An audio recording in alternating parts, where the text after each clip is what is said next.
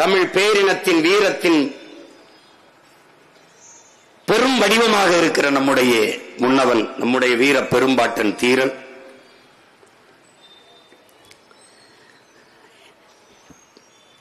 ஒரு சிறிய காணொளி ஆவணத்தை நாம் அது செயற்கை நுண்ணறிவில் தயாரித்தது. ஏன்னா நம் பாட்டனுடைய படங்கள் நம் இடத்தில் இல்லை, வரலாற்று செய்திகளும் முழுமையாக இல்லை. ஏனால் வரலாற்றில் புறக்கணிக்கப்பட்ட ஒரு இனத்தின் மக்கள், புரட்சியாளர் அண்ணல் அம்பேத்கர் சொன்னதை போல, என் அன்பு தம்பி தங்கைகளே, வரலாற்றில் புறக்கணிக்கப்பட்ட ஒரு இனத்தின் மக்கள் ஒரு நாள் தங்களுக்கான வரலாற்றை தாங்களே எழுதுவார்கள். அப்படி நிராகரிக்கப்பட்டு புறக்கணிக்கப்பட்ட இனத்தின் பிள்ளைகள் நாங்கள் இன்று எங்களுக்கான வரலாற்றை எழுதிக் கொண்டிருக்கிறோம். அதில் ஒரு பக்கம்தான் என்னுடைய வீர பெரும்பாட்டன் தீரனின் இந்த வீர புகழை போற்றுகிற இந்த நிகழ்வு. அன்னைக்கு அவர் நினைவு தினத்தில் போற்றாம என்ன பண்ண, அன்னைக்கு தான் மலை மேல ஏறி மாடு மேய்க்கிறேன்னு தேதி குறிச்சிட்டேன், போயிட்டேன். அந்த இடத்துல வச்சு சொன்னேன், ஒவ்வொரு நாளும் என் தீரனின் நினைவுதான் எங்கள் இதயத்தில். ஒவ்வொரு தமிழ்நாட்டின் ஒவ்வொரு தடமும் அவன் காலடிபட்ட தடம் தான். எங்கு நின்றும் எந்த இடத்தில் நின்றும் அவன் பெரும்புகழை நாம் போற்றிக் கொண்டே இருக்கலாம். அதனால் இன்றும் அவன் நினைவுதான், என்றும் நம் இதயத்தில் அவன் நினைவுதான். அதைத்தான் நான் சொன்னேன், எங்கள் சிந்தை முழுக்க சின்னமலை சினர்ந்து எழுவோம் சிறுநரி கூட்டம் எந்த மூலை என்கிற முழக்கத்தை முன்வைத்தேன். எங்கள் பாட்டனின் வீரம் பட்டு போகாது, அவன் பரம்பரை பிள்ளைகள் எங்களை விட்டு போகாது. அவன் கனவு பெரிது, தீரன் அவன் பேரணியவன். அருமை பெருமக்களே, ஒரே ரத்தமா அதே வீரம் என்று முழக்கத்தை முன்வைத்தேன் நான். காரணம் என்ன?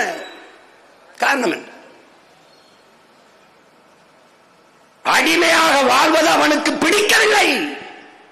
அடுத்தவன் அதிகாரத்தின் கீழே அன்னை தமிழினம் வாழ்வதில் அவனுக்கு பிடிக்கவில்லை. அழுவெறுப்பு. அவன் நான் உனக்கு வரி கட்டுவதை எதிர்க்கவில்லை, நீ என்னை ஆள்வதையே எதிர்க்கிறேன் என்றான்.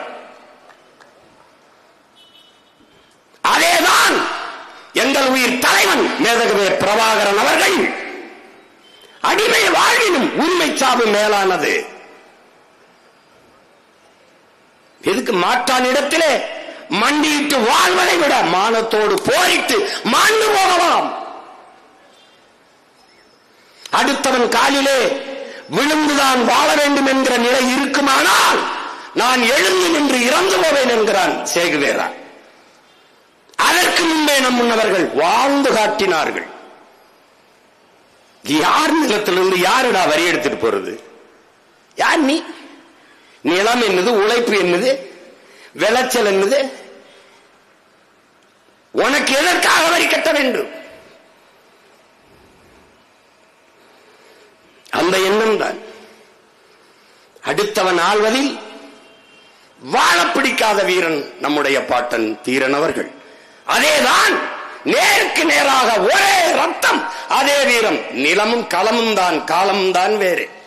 அந்த நிலத்தில் இருந்த நம் தலைவன் யாரடா சிங்களன்? நீ எதுக்குடா என்ன ஆடுற? இது என் நிலம், என் நாடு.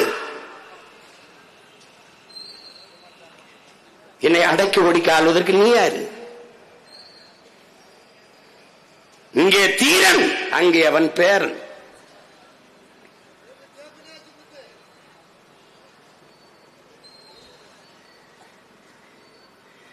நமது முன்னவர்கள் எல்லோரையும் பாருங்கள், இங்கே காட்டிய எல்லோரையும் பாருங்கள். ஆவணப்படத்திலே நம்முடைய பாட்டன் மருதீர்வர் மன்னர்கள், நம்முடைய பாட்டி வேலு நாச்சியார் மன்னர் ராணி, நம்முடைய பாட்டன் பூலித்தேவன் அரசன், நம்முடைய பாட்டன் அழகுமுத்துக்கோன் அரசன் மன்னன்.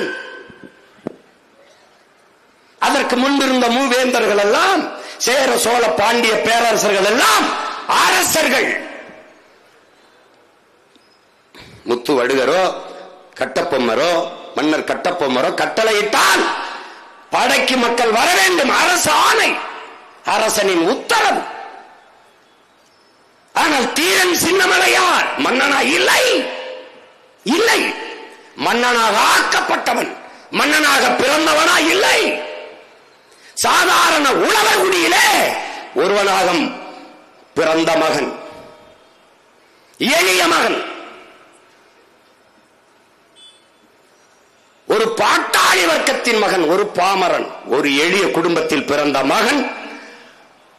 அவன் நாட்டு விடுதலைக்கு போராட வா என்று கூப்பிட்டால் எவன் வருவான் என்று அறிவார்ந்த தமிழ் சமூக மக்கள் சிந்திக்கணும். மன்னன் விட்டா வருவான், மக்களில் ஒருவன் கூப்பிட்டு எவன் வருவான்? ஆனால் என் தீரன் கூப்பிட்டு வந்தான் மக்கள். காரணம் என்ன? அவன் வீரன், அவன் வீரன்.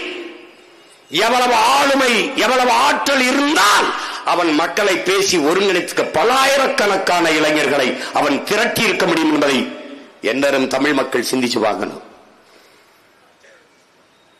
இதற்கு பேர்தான் என் அன்பு மக்களே வரலாற்றில் புரட்சி என்று பெயர். ஒரு எளிய மகன் அடிமைப்பட்டு கிடக்கிற அன்னை நிலத்தின் விடுதலைக்காக வா போராடி சாவோம் என்று கூப்பிடுகிற போது உயிரை கொடுக்க துணிந்து ஓடி வந்த கூட்டம் இருக்குமானால் அது இந்த நிலத்தில் முதலாக நம்முடைய வீர பெரும்பாட்டன் தீரனுக்குத்தான். அந்த வரலாறு இந்த நிலத்தில் எவனுக்கும் இல்லை, அவன் ஒருவனுக்குத்தான். அதற்கு பிறகு எவனுக்கு உண்டு? அவனுடைய பேரன், ஒரே ரத்தம், அதே வீரம்.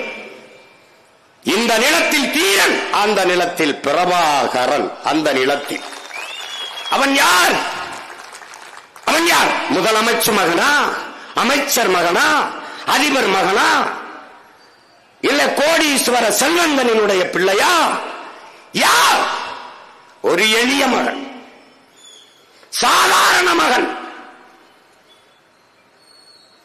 பல குடிகளில் ஒரு குடியில் தோன்றிய ஒரு குடிமகன். தன் அன்னை நிலம் அடிமைப்பட்டு கிடக்கிறது, மாற்றானிடத்தில் மண்டியிடுகிறது. நம் அக்காதங்கையை துப்பாக்கியை காட்டி வன்புணர்வு செய்து கொலை செய்கிறான், துடிக்க துடிக்க கொண்டு குவிக்கிறான், வீட்டை இடிக்கிறான், நாட்டு எல்லையை பறிக்கிறான், ஆக்கிரமிக்கிறான். இதை பார்த்துக் கொண்டிருப்பதை விட போராடி சாகலாம். அங்குதான் அடிமை வாழ்விலும் உரிமை சாவு மேலானது என்ற முழக்கத்தை முன்வைக்கிறார்.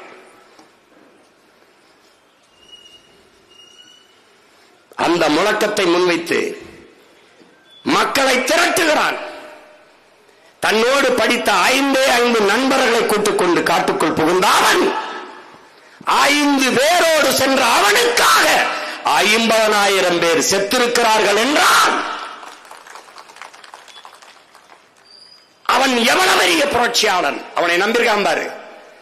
இவன் கூட போய் சாவோமடா நாட்டுக்காக, அன்னை நிலத்தை மீட்பதற்காக உயிரை கொடுப்போம் என்று செத்திருக்கிறார்கள்.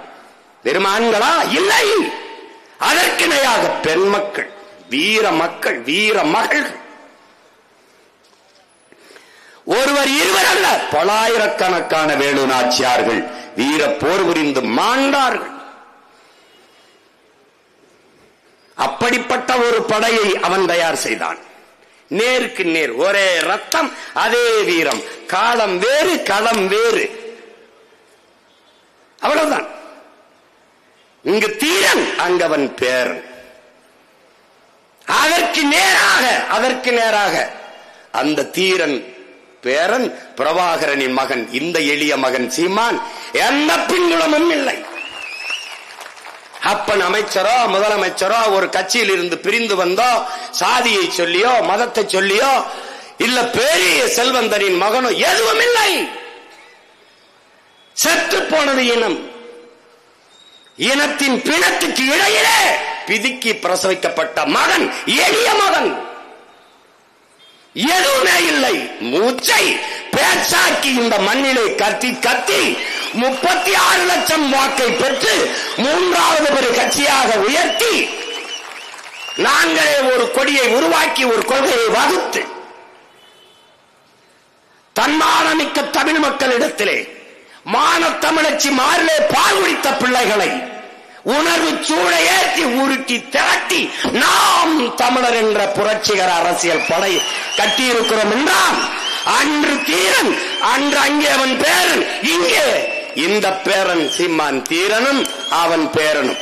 காலம் வெவ்வேறு, கையிலே இருக்கிற கருவி வேறு. இவன் வாழ்வேன், அவன் துப்பாக்கி, அவன் துவக்கு, எனக்கு வாக்கு. அவர்கள் ஆயுதம், எனக்கு அறிவாயுதம். அவர்களுக்கு கருவி, எனக்கு கருத்தியல் புரட்சி. நோக்கம் ஒன்றுதான், அடிமை தேசிய இனத்தின் உரிமை, விடுதலை, அதன் தன்மானமிக்க பெருமையோடான பெருவாழ்வு. இதுதான் எங்களுக்கு நேர் நிற்கிற கனவு. அதனால் நான் தீரனும் அவன் பேரனும்.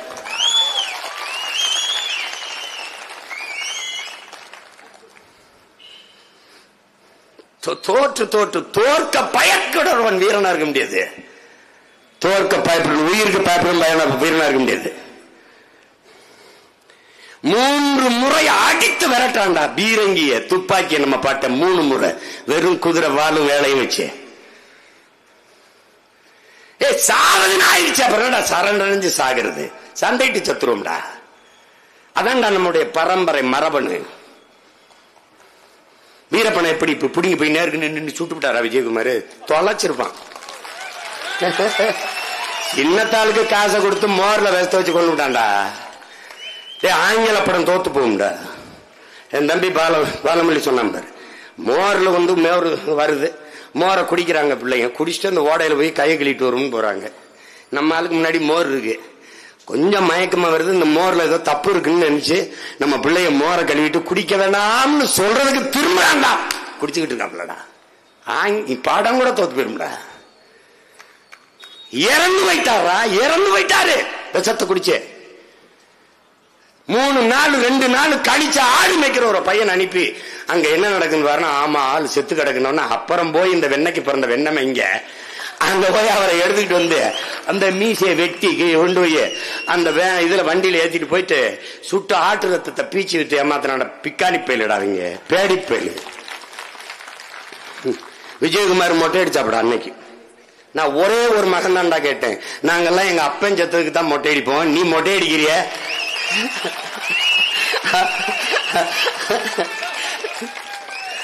எப்படி நீ மொட்டை அடிச்சிருக்கிய? என்னன்னு கொன்னவன் யாரா? கொன்னவன் யாரா? இன்னைக்கு சொல்லுமாடா அதிமுக எங்க ஆட்சியில தான் வீரப்பனை கொன்ன சொல்றா பாப்போம், ஒருத்தன் சொல்லிடுறா பாப்போம். ஏன்னா அன்னைக்கு சீமா இல்ல, அவனுக்கு ஒரு புள்ள இப்படி வருவான்னு நீ நினைக்கல, எவனுமே நினைக்கலையே. தமிழ்னு ஒருத்தன் பேசிட்டு வருவான்னு எவன நினைச்சாடா? இந்த இடத்துல நான் இவ்வளவு உறுதியா நிப்பேன்னு யாராவது நினைச்சியா? ஏன் நானே நினைக்கல. அப்ப யாரு நினைச்சிருக்கா? ஓ நிப்பாண்டா அப்படின்னு நினைச்சது யாரு? என் தலைவன் பிரபாகர. அவன் நிப்பாங்க.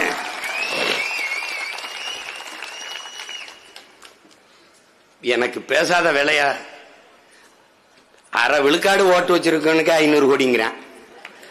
8 விழுக்காடு ஓட்டு வச்சிருக்க நமக்கு என்ன? எம்மலை போல ஒரு படை ஒன்று வச்சிருக்காங்கடா. இது படை, மற்றவங்களுக்கு சொறி சிறங்கு படை. இது ராணுவம்டா, மக்கள் ராணுவம், சீருடை அணியாத, ஆயுதம் ஏந்தாத, அறிவாயுதம் ஏந்திய மக்கள் ராணுவம். நாங்க சீருடை போடல, இடுப்புல துப்பாக்கி செருகல.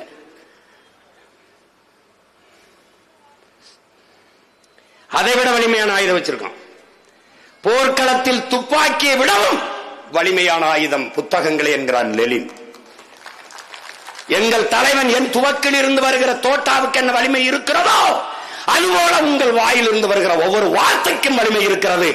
இரண்டும் இணைந்து வெடித்தால்தான் இன விடுதலை பிறக்கும் என்கிற அந்த துவக்கு கவனித்திருக்கலாம். ஆனால் அவன் பிள்ளைகளின் வாக்கு நானே பரவாயில்லைங்கிற அளவுக்கு பேசுவான். என் பிள்ளைகள் எல்லாம் பாத்துக்க. நீ இப்பவே எனக்கு பாரு நேரம் எப்ப கொடுக்குறான் பாத்தீங்களா?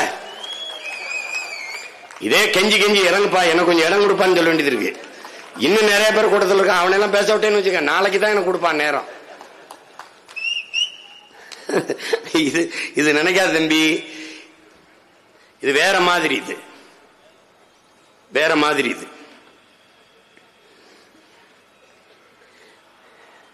நாங்கள் தோற்று இருக்கிறோம் நிறைய தேர்தல்களில். தேர்தலில் வெற்றி மட்டுமே வெற்றி அல்ல. தேர்தலில் வென்றவன் சாதிக்காததை தேர்தலில் தோற்ற பிள்ளைகள் நாங்கள் சாதித்திருக்கிறோம். நீ 8 வழிச்சாலை அப்படி 8 வழிச்சாலை எங்க போடு போடு போடு பாப்போம் போடு. நாங்க பரந்தூர்ல விண்ணூர்தி நிலை எங்க கட்டு பாப்போம், ஒரு கட்டு.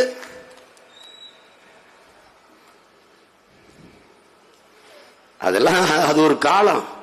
சின்ன பிள்ளைல நாங்க ஐஸ் வாங்கி தின்னுக்கிட்டு இருக்கும்போது ஐஸ் வாய் விளையாடிட்டு போயிட்டேன். நீ இப்ப இவன் அப்படி ஆள் கிடையாது. இது தம்பி தோளில் கை வைத்து அடர்ந்த காட்டுக்குள் சொல்லி அனுப்புறான். ஒரே வார்த்தை தான், சாக துணிந்து விடு, உனக்கெல்லாம் சாதாரணமாயிரும்.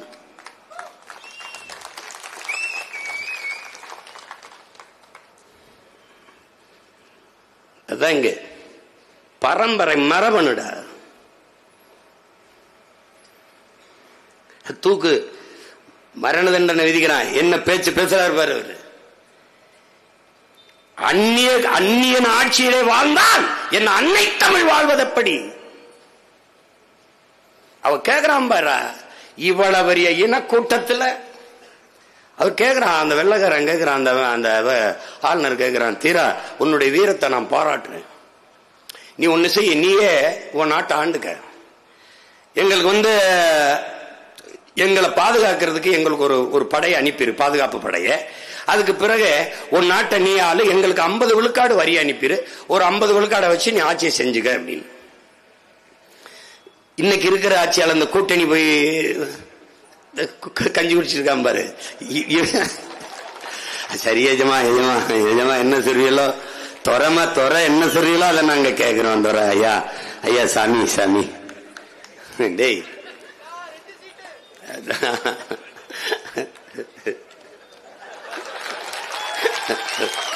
கேளு கேளு. எங்க ஆள் சொல்றான், யாரு நிலத்தை யார் ஆள்வதற்கு அனுமதி தருவது? டேய் யோசிச்சு பாரு, 250 ஆண்டுக்கு முன்னாடி ஒருத்தன் பேசியிருக்காண்டா, இந்த மண்ணுல இந்த தண்ணிய குடிச்ச ஒரு மகன்டா, அந்த தண்ணிய தான்டா நீ நானும் குடிச்சுக்கிட்டு, அவன் விட்ட மூச்சு காற்று இன்னும் இந்த நிலத்தில் உழவுதடா. அந்த வீர மூச்சை நீ சுவாசிக்கிறியா இல்லையாடா? யாரு நிலத்தை யார் ஆள்வதற்கு யாரடா அனுமதி தருவது? யார்? நீ யாரா? நீ உன்னை ஆள விட்டதில்லை, உன்னை உள்ள வர விட்டதே தப்புன்னு நினைக்கிறேன். நாங்க பல்வேறு நாடுகளில் போய் வாணியம் செஞ்சோம்டா, வர்த்தகம் செஞ்சோம்டா. ஆனால் அந்த நாட்டு மக்களை அடிமைப்படுத்தி ஆண்டோமா? எங்கள் வரலாறு அப்படி பதிவு செய்தது உண்டா? சோழ பேரரசர்கள் பல்வேறு நாட்டை வென்றார்கள். எங்கள் புலிக்கொடியை, மாண்புற்ற புலிக்கொடியை ஏற்றினார்கள்.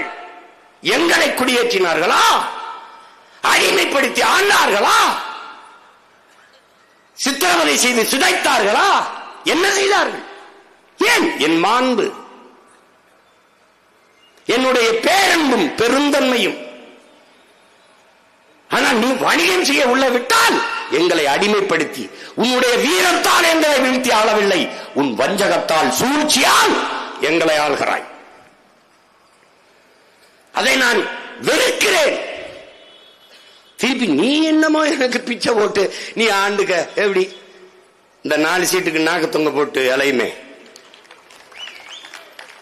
நக்குன்னு ஆயிடுச்சுன்னா நாய்க்கு, குடியாரங்காலும் குஷ்டரோகிகாலாம் தெரியாது, நக்கிட்டு போயிடும். அதுக்கு ஒரு பிரச்சனையும் கிடையாது. எச்சிச்சோறு திங்கிறது ஆயிடுச்சுன்னா எந்த வீட்டுல கூட 2 எலும்பு விழுமோ அங்கேயே வாழாட்டிடும். அது நாய் ஆட்டம், இது புலி. அது என்னதான் வாழாட்டினாலும் அப்படி பார்த்து சிரிச்சுட்டு போயிடும். புலியோட மோதுனா சரி, புலி அணில் எலி பூனை அது சிறுமையாயிரும். மிகுதியான் மிக்கவை செய்தாரை தாந்தம் தகுதியால் வென்றுவிடல்ங்கிறாங்க. எத்தனை ஆண்டுக்கு முன்னாடி இந்த பேரன் ஒருத்தன் வருவான், அவனுக்கு எழுதி வச்சுட்டு போவோம், மிகுதியான் மிக்கவை செய்தாரை தாம் தம் தகுதியான் வென்று விடல். இந்த மாதிரி குறுக்கு மறுக்கா ஓடுறவன் என்ன பண்ணணுங்கிறாரு? பொறுமையிலும் பெருந்தன்மையாலும் வென்று காட்ட வேண்டும்டாங்கிறவங்க. இப்ப நம்ம என்ன பண்றோம்? பொறுமையா இருக்கும், பெருந்தன்மையா இருக்கும். அவனை அவுத்து விடுறா, அது ரொம்ப திரியுது, அவுத்து விடுறா, காலையை வாடி வாசல் வச்சு விடுறா அப்படின்னு வாடி வாசலுக்குள்ள விட்டு கவுத்திருவோம்ன்றேனா. அதனால அப்ப என்ன சொல்றாரு, அதெல்லாம் முடியாது, அப்படிலாம் நான் ஆட்சி செய்யணுங்கிறது இல்ல, நீ என்ன செய்ய முடியுமோ செஞ்சுக்கன்ற. துளி கூட பயப்படல, துளி கூட பயப்படல, மரணம் கொஞ்சம் கூட கவலைப்படல. இப்ப சொல்றாரு பாருங்க, இதே முதலமைச்சரா உன்னை ஆக்கிடுறோம். ராஜீவ் ஜெயவர்தனை ஒப்பந்தம் என்ன சொல்லுது, மாநில உரிமை தர்றோம், நீ ஏன் ஆண்டு கேங்குது. யார? நம்மால அந்த இருக்காருல்ல பின்னாடி, அவனுக்கு பின்னாடி இருக்கல பேர அவன்ட்ட, நான் என் மாநிலத்தை ஆளுகிற உரிமையை உன்ட்ட கேட்டு போறான்ல, என் நாட்டை கேட்கிறேன், என் தாய் நாட்டின் விடுதலையை கேட்கிறேன். நீ யாரா எனக்கு ஏன் நாட்டை ஆளுற உரிமையை தர்றது? ரெண்டு பேரும் ஒரே மாதிரி பேசுறான் பாரு. இது 250 ஆண்டுக்கு முன்னாடி, இது இப்ப 20 ஆண்டுக்கு முன்னாடி. எப்படி இருக்கு? அதனால்தான் தீரனும் அவன் பேரனும். அது மாதிரிதான் இப்ப நானு, நீ யாரா எனக்கு பிச்சை போட்டு 4-3 சீட்டை கொடுத்து என்னை MP MLA ஆகிறது? நாடு என்னது, உரிமை என்னது, மக்கள் என் மக்கள், நான் மக்களுக்கானவன். அவன் என்னை தோற்கடிக்கட்டும், தோற்பது நான் அல்ல அவன். என் அப்பன், என் சித்தப்பன், என் மாமன், என் ஆத்தா, என் அக்கால், என் தங்கை தோற்கிறான், நான் அல்ல. எங்கள் தோல்வி தமிழ் பேரினத்தின் தோல்வி, நாம் தமிழர் கட்சியின் தோல்வி அல்ல. ஒரே கோட்டிலே தீரனும் அவன் பேரனும் ஒரே கோட்டில் நிற்கிறோம். அவன் ஒத்துக்கல. கடைசி கட்டத்தில் அமைதி பேச்சுவார்த்தை இப்ப அமெரிக்கா வருது. 36 லட்சம் கோடி பிரபாகர் உங்க காலுக்கு கீழே வைக்கிறோம். நான் என்ன செய்யறதுக்கு? நாட்டு அடைஞ்சு கொடுக்கிறோம், அதிபர் அணிங்க இருந்து ஆளுங்க. சரி, நான் என்ன செய்யறதுக்கு? அந்த திரிகோணமலைய அந்த கடற்படை தளத்தை எங்களுக்கு 30 ஏக்கரை 25 ஆண்டுக்கு ஒத்திக்கு கொடுங்க, அதான் லீஸ். மௌனமா இருந்தாரு, போயிடறான். திருப்பி சீனா வருது. சீனா இதையே சொல்லுது. அமெரிக்கா என்ன சொல்லுச்சோ அதே தேவை, அதே டிமாண்ட் என்ன சொல்லுது? இதே 36 லட்சம், நீங்க அதிபர், நீங்க ஆளுங்க, எங்களுக்கு என்ன தண்ணு உனக்கு? அதேதான், அதே 25, அந்த 30 ஏக்கரை 25 ஆண்டுக்கு ஒத்திக்கு கொடுங்குது. இப்ப எல்லா தளபதிகளும் பேசும்போது சீனா பெரிய நாடு பக்கத்தில் இருக்கு, அது தயவுல வாங்கலாம் விடுதலையே. சில தளபதிகள் சீனா பக்கத்தில் இருக்கு, மூக்கு அடிக்கடி நீட்டும், வேண்டாம் அமெரிக்கா தயவுல வாங்கலாம். இப்ப இங்க ஒருத்தர் இருக்கான் பாருங்க, அவன் சொல்றான், யாரு? நம்ம ஆளு சொல்றான், எந்த பக்கத்துல அமெரிக்காவுடைய சீனாவுடைய தயவுலை விடுதலை அடைந்தால் அது இந்தியாவுக்கு எதிராக போய்விடும், வேண்டாம் என்கிற இந்த தலைவனுக்கு எதிராக இந்தியா போய்விட்டது. இதுதான் வரலாற்றில் பெருந்துயரம், கொடுமை. தீரனுக்கு கொடுத்த அதே வாய்ப்பை உலக வல்லாதிக்க நாடுகள் நம் தலைவனுக்கு கொடுக்குது. அவனும் மறுத்தான், இவனும் மறுத்தான். அதனால் தீரனும் அவன் பேரனும், அவன் பிள்ளை இவனும். நான் நினைச்சா என்ன பண்ணலாம், ஒரு 25-30 சீட்டு, ஒரு 1000-500 கோடியை வாங்கிட்டு நான் பாட்டுக்கு இல்ல, எவன் ரொம்ப பேசுறான்னு அவனுக்கு 4 சீட்டை கொடுத்துட்டு நீ நில்பா பாப்பா அப்படின்ட்டு போயிடலாம். செய்யலாமா? அதை செய்யறவனாக இருந்தால் இந்த இடத்தில் நின்று தீரனும் அவன் பேரனும் என்று பேசுவதற்கான உரிமை, தகுதி, நேர்மை, உண்மை ஒரு துளி இருந்திருக்கு. அவன் பேச மாட்டான்.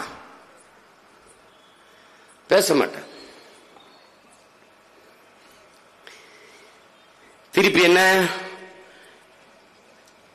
இப்ப என்னாச்சு, தூக்குல போட வர்றான். ஒத்துக்க மாட்டேன்ட்டாப்ல. தூக்குல போடும்போது சாவ நம்மால் சொல்றாப்புல, சாவை கண்டு அஞ்சாதவன் எவனோ அவனே சரித்திரத்தில் இடம் பிடிக்கிறான், அவனே சரித்திரமாகிறான். மரணத்திற்கு பயப்படாதவன் எவனோ அவனே வரலாற்றில் மாவீரனாகிறான். மரணம் என்ற ஒன்றுக்கு பயப்படுவதாலேயே இந்த மானுட சமூகம் பல்வேறு துன்ப துயரங்களை தூக்கி சுமக்கிறது. இது நம் தலைவன் வைத்த புரட்சிகர மொழிகள். அஞ்சுவதும் அடிமைவதும் தமிழன் பரம்பரைக்கே கிடையாது. பயன் என்பது கோழைகளின் தோழன், வீரனின் எதிரி. மாவீரன் சுபாஷ் சந்திர போஸ் சொல்லுகிறான், என் உடன் பிறந்தார்களே, நீங்கள் தெரிந்து கொள்ள வேண்டும், எனக்கு பிடித்த 3 எழுத்து வீரம். எனக்கு அறவே பிடிக்காத 3 எழுத்து பயம் என்கிற. அதை நமது முண்டவர்கள், அவனுக்கு முன்னாடி நமது பாட்டன் தீரன் தூக்கு போட்டு தூக்குடாங்கிறாப்ல. சாவை கண்ட அஞ்சல வரலாறு முழுக்கப்பார், இந்த நிலத்தில் எடுத்துப்பார். பகத்சிங்கை பார், சிறை மரண தண்டனை விதித்தாய்விட்டது. மன்னிப்பு கடிதம் கொடுத்தான், அவனை வெளியே விடுவதாக பிரிட்டிஷ் அரசு சொல்லுகிறது. ஆளுநருக்கு கடிதம் வருகிறது. அந்த கடிதத்திலே பகத்சிங் மன்னிப்பு கேட்டு எழுதியிருப்பான் என்று எல்லோரும் கருதுகிறார்கள். ஆனால் படித்தால் பேரதிர்ச்சி. நான் உன்னோடு அரசியல் போர் செய்திருக்கிறேன். நான் அரசியல் கைதல்ல, போர் செஞ்சிருக்கேன், போர் வீரன். என்னை நீ தூக்கில் போடாதே, என்னை துப்பாக்கி வச்சு என் நெஞ்சிலை சுட்டுக் கொள்ளு அல்லது பீரங்கி குண்டுகளை வைத்து என் நெஞ்சை பிளந்து கொள்ளு என்று எழுதியிருக்கார். ஆடி போயிட்டான் ஆளுநர். அவன் சொல்றான் பாரு, அவன் நண்பர்கள் போய் பகத் வா வெளியில போய் மன்னிப்பு கடிதம் தான் எழுதி கொடுத்துட்டு வெளியில போய் இன்னும் வீரியமாக நாம் போராடலாம் என்று அழைக்கிற போது, இல்லை இல்லை, நான் வெளியில வந்து போராடலாம், எல்லோரையும் போல வாழ வேண்டும் என்கிற பேராசை எனக்கும் இருக்கிறது, ஆவல் இருக்கிறது, ஆசை இருக்கிறது. ஆனால் நான் துணிந்து இந்த மரணக்கயிற்றை முத்தமிட்டால் பகத்சிங்கை போல வீர பிள்ளைகளை நாட்டு விடுதலைக்காக கொடுக்க வேண்டும் என்று எண்ணற்ற தாய்மார்கள் துணிந்து வருவார்கள். அதற்காக நான் இந்த மரணக்கயிற்றை முத்தமிடுகிறேன் என்று முத்தமிட்டான். அதனால்தான் அவன் மாவீரனாகிறான். அவனும் இந்த நாட்டில் மறைக்கப்படுகிறான். சாக்ரட்டிஸ் விஷம் அருந்தி உண்ண வேண்டும், அது தண்டனை. ஆனால் கோப்பையிலே விஷத்தை ஊட்டிவிட்டு 1 மணி நேரம் உங்களுக்கு அவகாசம் இருக்கிறது, காலம் இருக்கிறது, நீங்க 1 மணி நேரம் கழித்து குடிக்கலாம் என்று சொல்லிவிட்டு அவர் திரும்புவதற்கு எடுத்து குடித்து விட்டார். அடுத்த நொடி குடித்தான். மரணத்தை கண்டு அஞ்சவில்லை. சேகுவரா முன்னாடி சேகுவராவை சுடுவதற்கு ஒருவன் துவக்கோடு நிற்கிறான். டியர் காம்ரேட், என்னரும் தோழனே, நீ என் நெத்திக்கு குறி வைக்கிறாய் என்று நினைக்கிறேன், கொஞ்சம் இடது பக்கம் வா, இப்போது சுடு என்றான். கையை துப்பாக்கி ஏந்திருந்தவன் கை நடுங்கி விட்டது. ஏன்? மரணத்திற்கு அஞ்சவில்லை. அதனால் அவன் மாவீரனாக சரித்திரம் போற்றுகிறது. அப்படித்தான் நமது முன்னவர்கள்.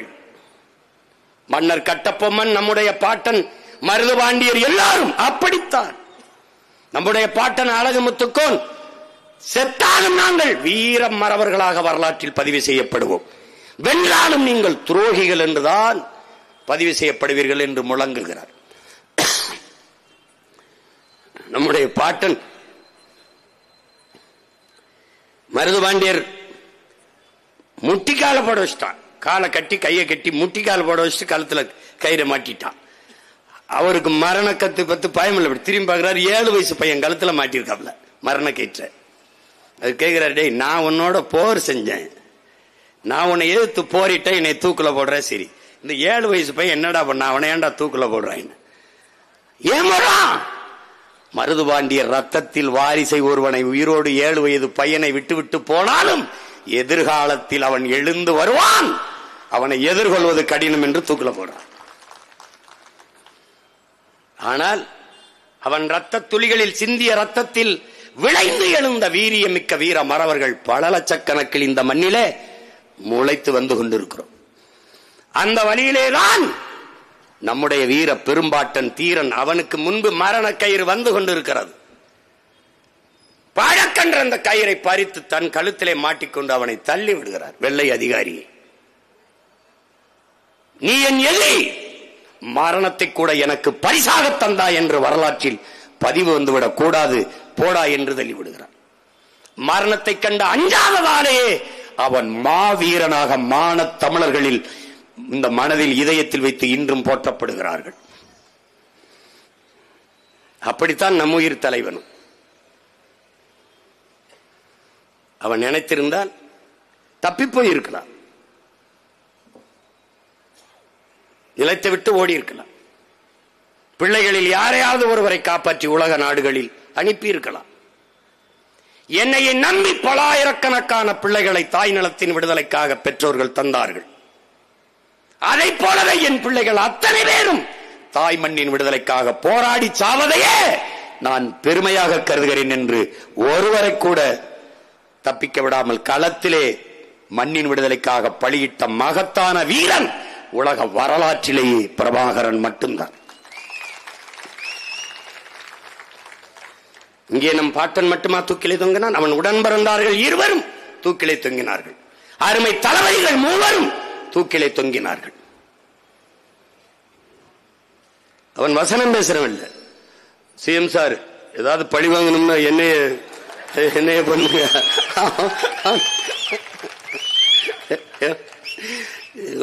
சீரியஸா காமெடி பண்றாங்க.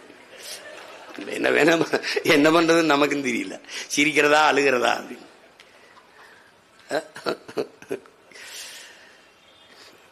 அப்படிப்பட்ட மகத்தான வீரன் நம்முடைய பாட்டன் தீரன் அவர்கள். அவனுடைய பெருங்கனவு அவன் சொல்றான் பாருங்க.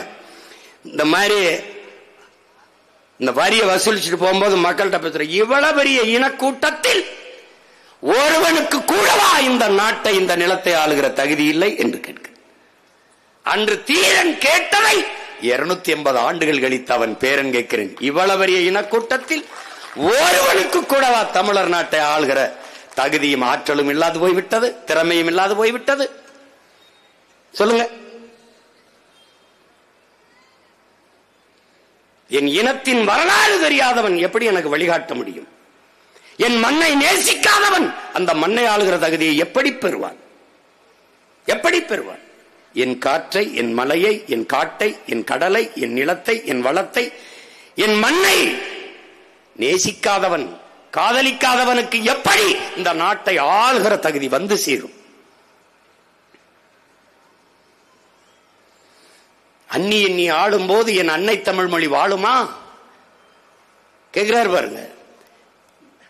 வெள்ளைக்காரனுக்கு எப்படிடா என் இன மக்களின் மீது அன்பும் பாசமும் வரும்னு கேட்கிறார் பாருங்க. எப்படி வரும்? இந்த மண்ணின் மகனுக்குத்தான் இது என் மக்கள், என் மலை, என் காடு, என் ஆறு, என் அருவி என்ற காதல் வரும். அவனுக்கு என் நிலம், என் வளத்தின் மீதுதான் குறியிருக்கும். என் மக்களின் நலத்தின் மீது குறியிருக்காது, பற்று இருக்காது. அன்று தீரன், இன்று அவன் பேரன் பிரபாகரன், அவன் மகன் சீமான். ஒரே நேர்கோட்டில், ஒரே ரத்தம், அதே வீரம்.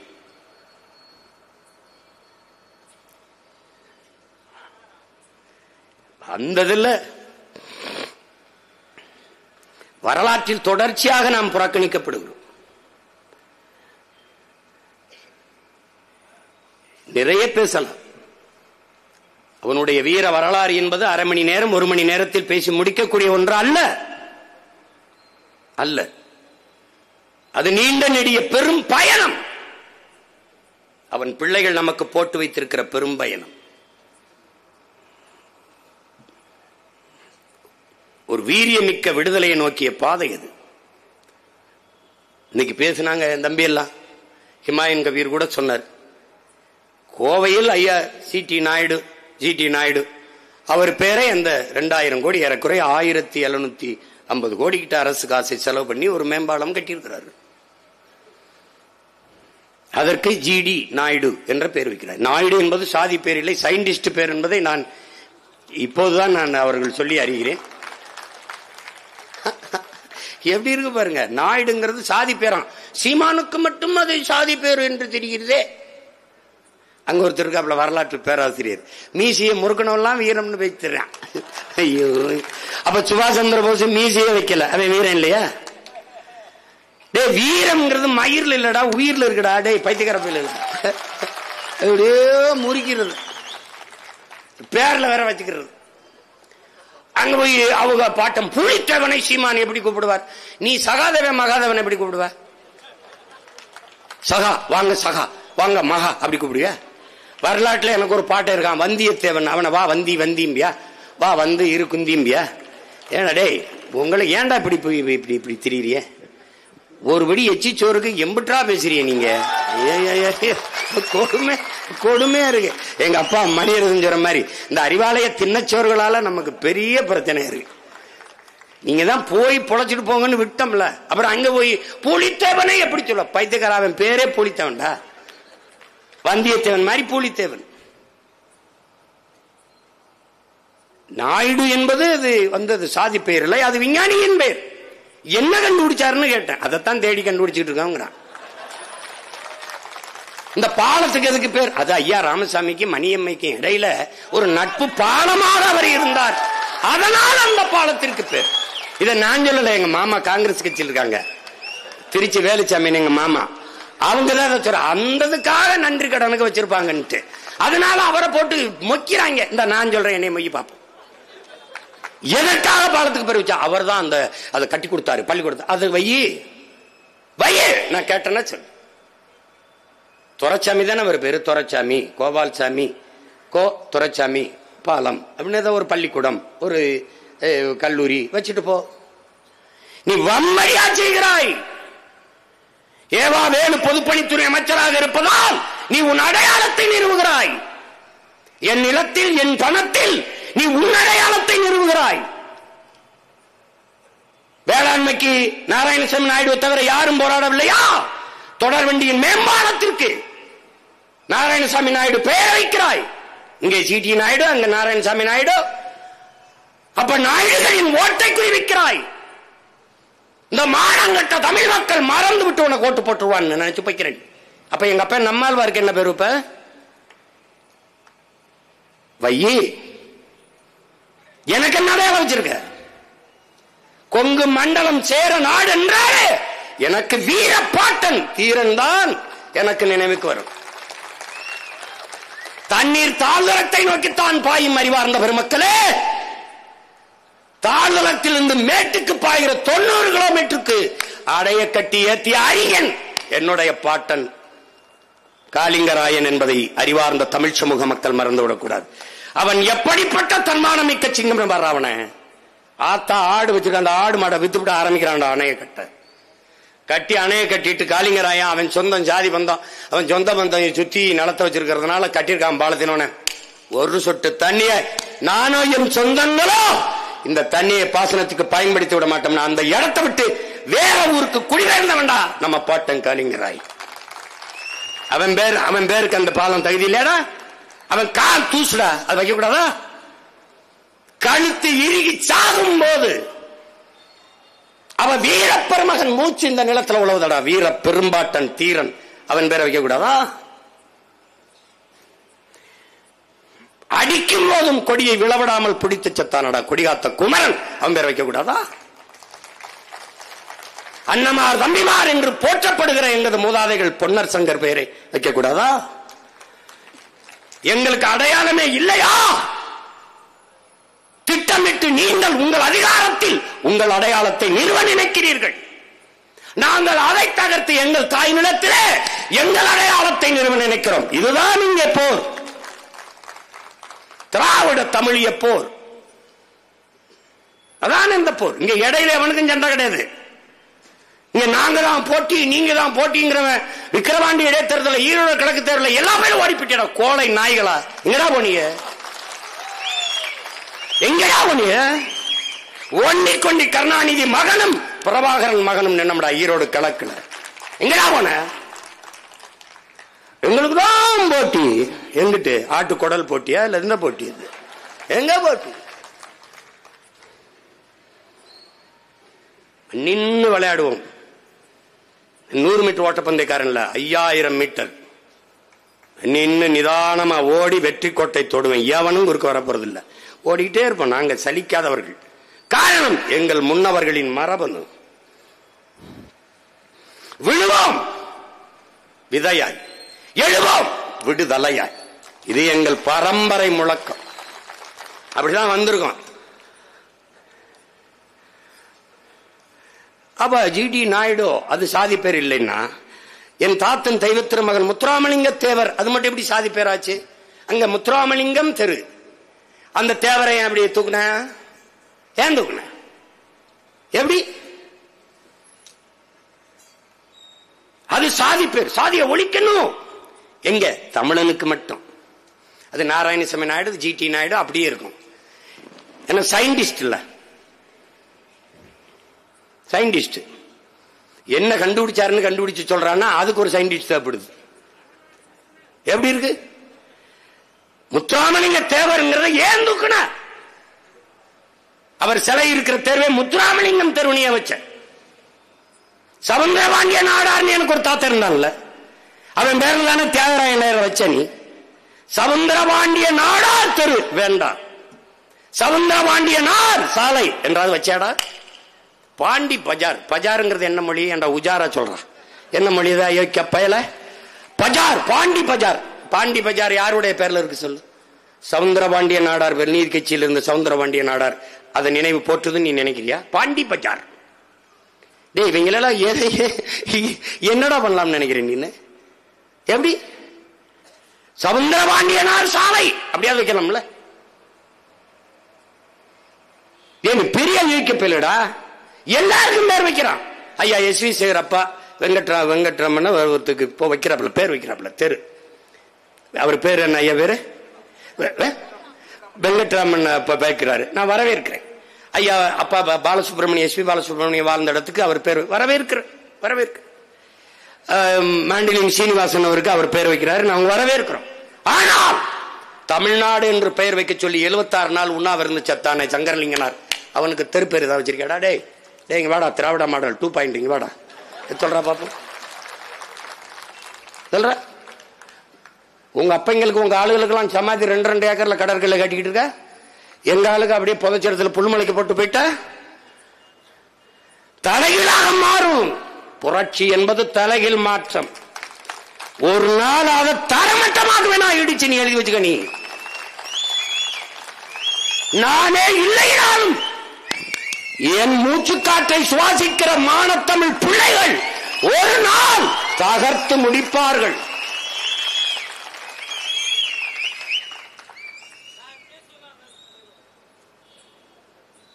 இது என் தங்கச்சி சுவிஸ்ல இருந்து எடுத்து பாக்குறான். அண்ணா நீ தைரியமா போ, உன்னை விட்டுருவானா? உன் முன்னோர்கள் எத்தனை பேர் ஆன்மா உன்னை சுத்தி சுத்தி வரும். நீ பார்க்காம செத்த மாவீரன் இருப்பான், ஆனா உன்னை பார்த்து உன்னோட நின்ன மாவீரன் எத்தனை பேர் இருக்கான். அவன் உன்னை தனியா விட்டுற மாட்டான். நீ போவான்னா உன் பின்னாடி வருவான்டா. தீரன் வருவான், காளிங்கராயன் வருவான், திருப்பூர் குமாரன் வருவான், எல்லாரும் வருவான். அந்த கோவை சிறையில தானடா என் பாட்டை வாவிச்சு செக்கிழுத்தான்னு, சிறையிலிருந்து செக்கிழுத்தான். அந்த செக்க நினைவா வச்சிருக்க. ஏன் அவன் நினைவா அந்த பாலத்துக்கு பேர் வைக்க மாட்டியா? வைக்க நீ மாட்டாய். கருணாநிதி மகன் ஜி.டி. நாயுடு என்று பெயர் வைத்தால் பிரபாகரன் மகன் அதை மாற்றி வீர பெரும்பாட்டன் தீரன் சின்னமலை மேம்பாலம் என்று பெயர் வைப்பான். நீ மதுரையில கட்டியிருக்க. கருணாநிதி ஐயாவுக்கும் ஜல்லிக்கட்டுக்கு என்ன சம்பந்தம் இருக்கு? அதை எடுத்துட்டு என் பாட்டை, என் தாத்தை யார் பேரை வைப்பேன்? மூக்கையா தேவர் பேரை வைப்பேன். நூலகம், எல்லா நூலகத்திலையும் என்ன உங்க அப்பா பேர்ல தான் நூலகம் இருக்கணுமா? எங்களுக்கு எல்லாம் நூலகம் இருக்கக்கூடாதா? செக்கெழுத்த செம்மல் வ.உ.சி. படிப்பகம், வள்ளலார் பெருந்தகை படிப்பாப்புல வைக்க கூடாதா?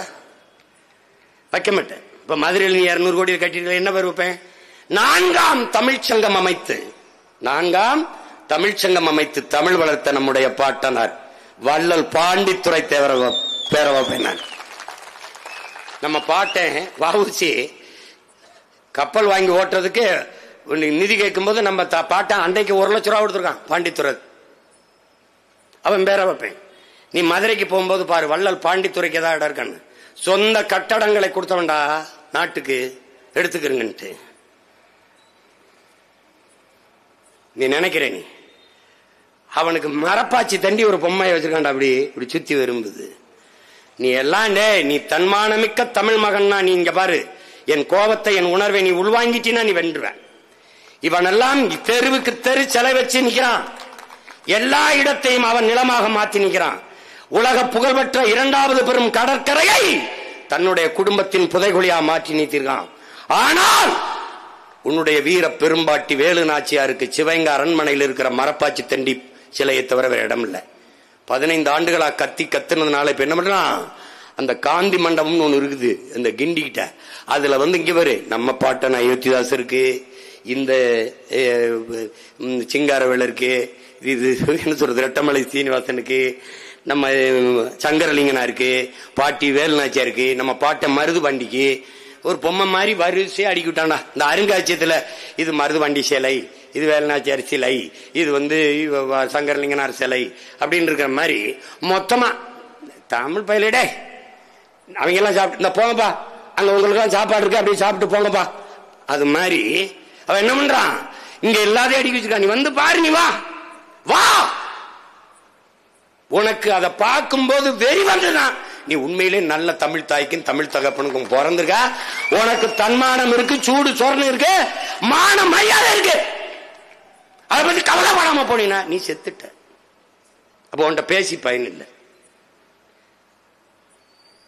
நீ மயக்கத்தில் இருக்க. ஒரு பக்கம் சாதி மயக்கம், அப்படி அப்புறம் மதம், அப்புறம் சாராயம், அப்புறம் திரை கவர்ச்சி, திரை மயக்கம். என்னமோ சுதந்திர தினத்தை கொண்டாடத்துல போய் சிக்கி செத்த மாதிரி கொண்டாடிட்டு இருக்க.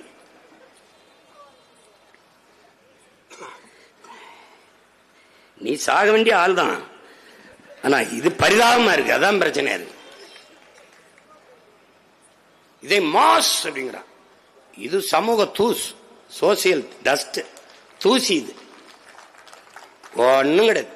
என்ன போதிச்சாலும் அவன் மண்டையில ஏறாது. போதையில் இருக்கிறவனுக்கு என்ன போதிப்ப? அதெல்லாம் சரி, ஒரு கோட்டை இருக்குது, அது விடு. அது நம்ம வேற ஒருவருக்கு பேசிட்டு போகுது, நல்லா பேசுற, ஏதாவது கொடுத்துட்டு போ. என் மக்களை பிச்சைக்கார போய் மக்களை ஆக்கிட்டான். நானும் என்னென்னமோ தான் பண்ணி பாக்குறேன். இந்த சின்ன தேவனும் காட்ட மாட்டான்ட்டு சட்டையில போட்டுட்டே திறேன். எப்படியாவது போய் சேர்ந்துராதா? இதை பின்னாடி போட்டு முன்னாடி போட்டு இந்த கொடியில எங்க நிம்மலன் ஒரு தம்பி அவன் அடிச்சு ஒரு ஊருக்கு எப்படியாவது வென்றணும்டா. ஏன் அவன் கனவுடா, அவன் கனவு. ஏதாவது பண்ணிருங்கடா பிள்ளைகளா. விட்டுட்டு போக முடியாதுல்ல. எனக்காக இறந்தவனை நான் மறந்து கடந்து போனால் நான் இறந்த பிணத்தை விட கேவலமானவன் என்றாயின். மான உணர்வு, இன உணர்வு உள்ள தன்மானமிக்க எந்த தமிழ் மகனும் இந்த இழி செயலை செய்ய மாட்டான்.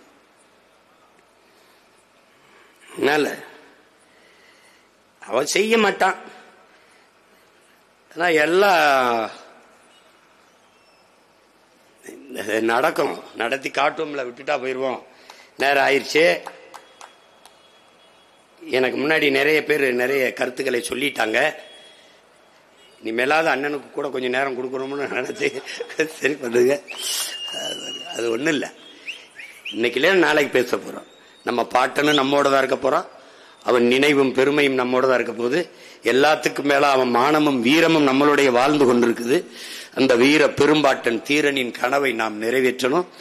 அவன் நம்முடைய வீரப்பன் வனக்காவலன் வீரப்பனார் அவர்களின் மீதும் நம்முடைய வீர பெரும்பாட்டன் தீரனின் மீது நாம் உறுதியேற்போம். இவர்களின் நினைவை போற்றி, புகழை போற்றி நம் கனவை நிறைவேற்றுவோம் என்கிற உறுதியை ஏற்று கலைவோம்.